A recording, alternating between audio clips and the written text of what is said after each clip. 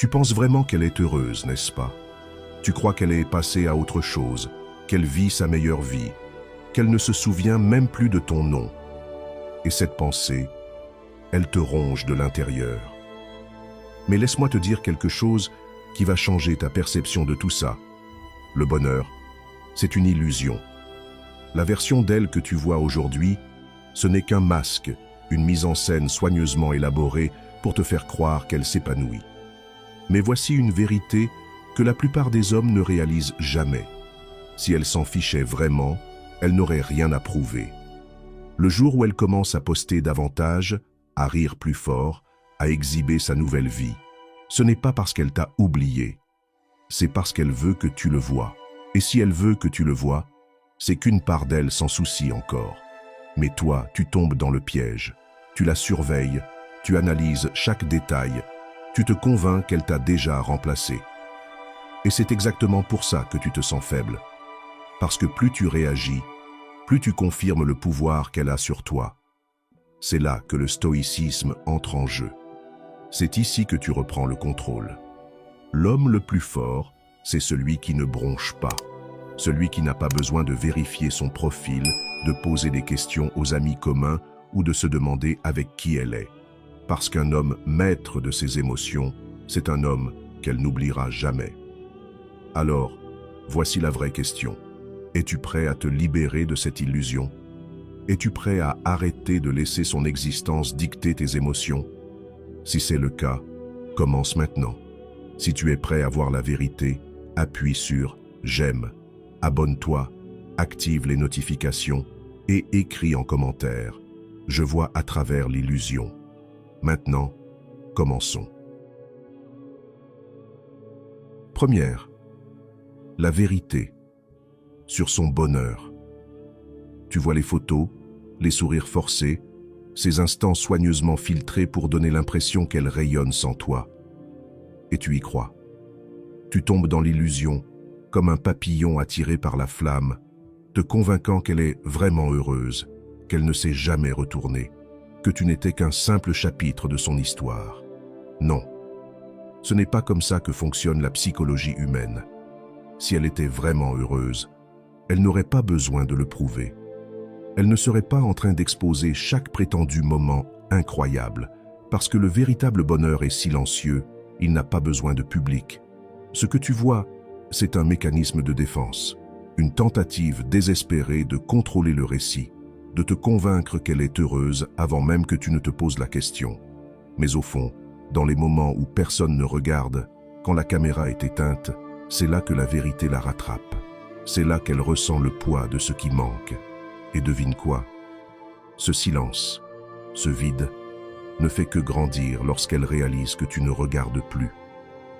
C'est pour ça que le geste le plus puissant que tu puisses faire, c'est rien du tout. Aucune réaction, aucune jalousie, aucune tentative de prouver que tu vas mieux. Parce que lorsqu'elle remarque que son petit spectacle ne t'affecte plus, c'est là que le doute s'installe. C'est là qu'elle commence à se demander. C'est là qu'elle réalise que peut-être, juste peut-être, elle a perdu quelque chose de réel. Alors arrête de nourrir l'illusion. Arrête de laisser une mise en scène dicter tes émotions. Car le jour où tu cesses de regarder, c'est le jour où elle commence à ressentir.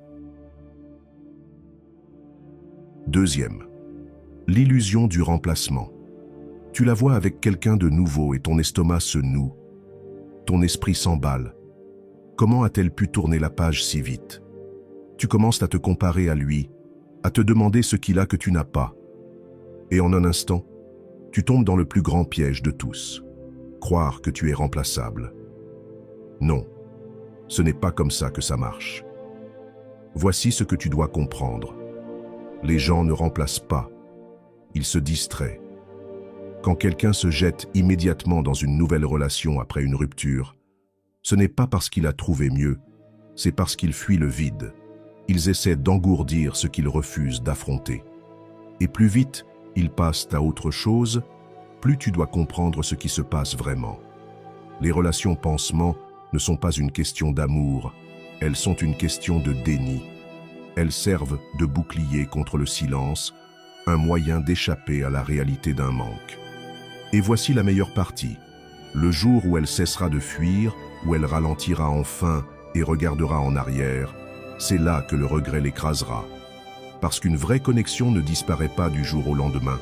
Elle persiste, elle résonne, et un jour, elle l'entendra clairement. Mais toi, tu fais l'erreur de penser que c'est une compétition. Tu observes, tu réagis, tu nourris l'illusion qu'elle est plus heureuse maintenant. Stop. Arrête de lui donner ton pouvoir. Parce que la vérité, c'est que si elle avait vraiment tourné la page, tu n'y penserais même plus. Elle serait un chapitre clos dans ton esprit. Le fait que tu sois encore là, à te poser des questions, c'est ton problème à régler. Alors laisse-la faire ce qu'elle veut, laisse-la prétendre, laisse-la courir. Parce que pendant qu'elle est occupée à combler un vide, toi, tu maîtriseras la seule chose qu'elle ne pourra jamais feindre, la paix intérieure. Si tu as fini de croire aux illusions, si tu refuses de faire partie du jeu, aime cette vidéo, abonne-toi, active les notifications et commente « Je suis irremplaçable ». Troisième, l'art de ne pas se soucier. On t'a conditionné à penser que se soucier égale de la force, que si tu aimes assez fort, si tu montres assez d'émotions, si tu prouvais à quel point elle comptait pour toi, elle reviendrait. Non, c'est un mensonge. Se soucier trop, c'est le moyen le plus rapide de perdre le respect. Cela te rend prévisible, facile à manipuler et pire encore, ça te rend dépendant.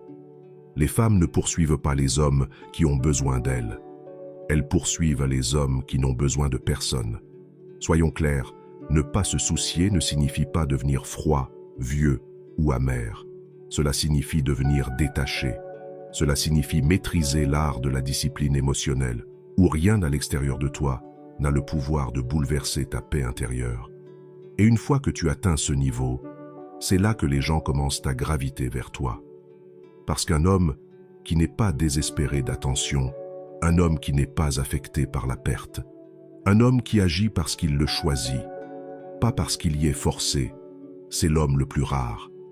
Et ce qui est rare devient précieux. Elle va te tester. Elle va essayer de provoquer une réaction juste pour voir si elle a encore une emprise sur toi.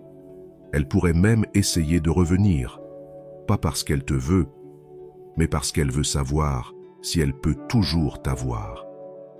Mais lorsqu'elle se rendra compte que tu n'en as plus rien à faire, c'est là que le regret devient réel.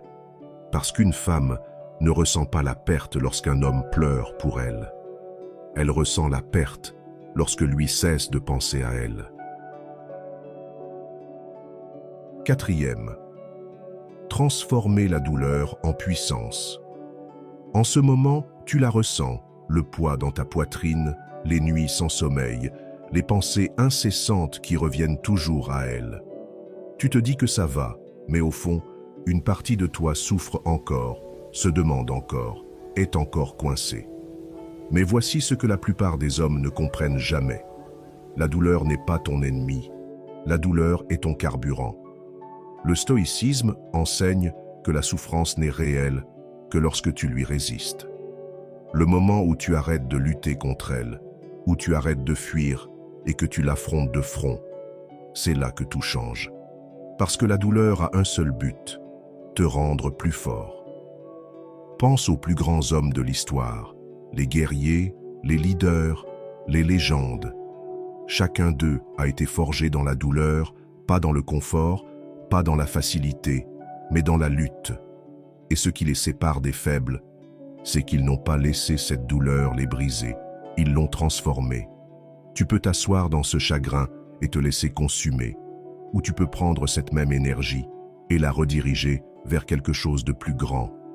Construis le corps que tu as toujours voulu, maîtrise ton esprit, crée quelque chose de si puissant, si inébranlable, qu'un jour tu te retourneras et la remercieras d'être partie. Parce que c'est ça le secret. Cette douleur n'est pas là pour te détruire, elle est là pour te réveiller, pour te forcer à une croissance que tu n'aurais jamais atteinte autrement. Et quand tu émergeras de tout ça, quand tu t'élèveras au-dessus, tu ne seras pas seulement passé au-dessus d'elle, tu seras au-dessus d'elle. Alors arrête de souhaiter que cela ne soit jamais arrivé. Accepte-le, utilise-le, parce que les hommes les plus forts ne sont pas ceux qui évitent la douleur, mais ceux qui en sont maîtres.